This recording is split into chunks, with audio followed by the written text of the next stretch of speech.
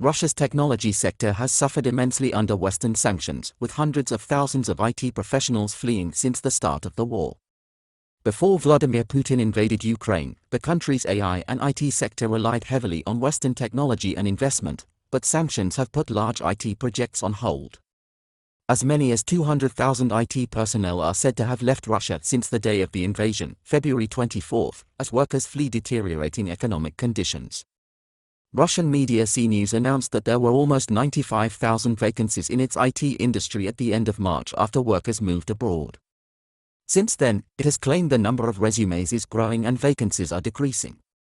But, at the same time, the share of candidates ready to relocate has exceeded 40%, with as many as 45% of Russian programmers believed to favor moving to Europe, according to Russian recruitment specialist HH.ru.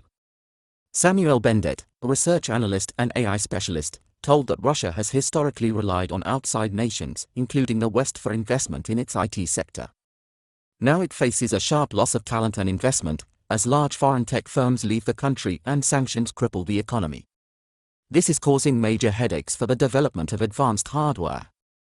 After it invaded Kiev, Mr. Bendet said Russia recognized it doesn't have enough highly educated people in the sector or freedom of investment in the same way the US or Western Europe does.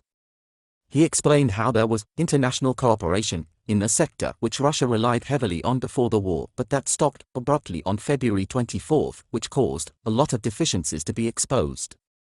At a recent Institute for Security and Technology talk, Rita Kernev, a security and technologies expert, said funding for AI is an area that is going to suffer immensely. She added, for AI and technology development in general, being such an international, open, globalized field, it is really important to have open borders.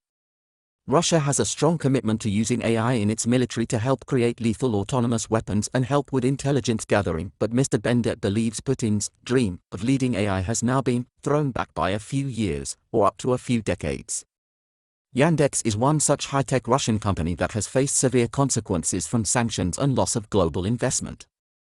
Ms. Kernev said Yandex is really taking a hit, as it's losing international investors and relationships, which is going to have significant consequences on what is one of the major innovation hubs in Russia. Russian Prime Minister Mikhail Mishustin spoke recently about the need to attract young IT professionals into the industry and create the necessary conditions for them to work in Russia and not emigrate to outside nations. However, the Prime Minister doesn't believe all IT workers will leave the country and the borders remain open for personnel to leave and work in other countries if they choose to do so. But Mr. Bendet told, this problem is recognized at the highest level. If the Russian Prime Minister is talking about IT brain drain, you know it's a problem. Despite obvious issues faced by the sector from sanctions and loss of investment, it is not yet known how badly this will impact Russian civilians and the overall Russian economy in the long term. The AI and defense specialist said some Russian IT workers who emigrated at the start of the war are, in fact, now starting to move back because of difficulties with emigration such as financial issues. There is also some speculation that countries such as India, Israel, as well as China, will step up their investment and cooperation in Russia's IT and AI industries.